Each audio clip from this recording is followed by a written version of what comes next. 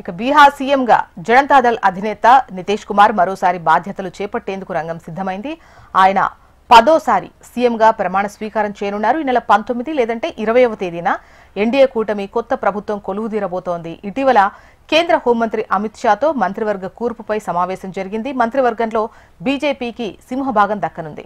కమలం పార్టీకి 15 నుంచి 16 మంత్రి పదవులు, జేడీయూకి 14 పదవులు ఇవ్వాలని నిర్ణయించారు. వీటితో పాటు చిరాగ్ పాస్వాన్ నేతృత్వంలోని ఎల్జేపీకి 3, జితన్ రామ్ మాంఝీకి చెందినటువంటి హెచ్ఏఎంకు 1, ఆర్ఎల్ఎంకు 1 మంత్రి పదవి కేటాయించారు. ఈ నెల నితీష్ కుమార్ సీఎంగా ప్రమాణ స్వీకారం చేయనున్నారు. ఈ కార్యక్రమానికి ప్రధానమంత్రి నరేంద్ర మోదీ హాజరవుతారు.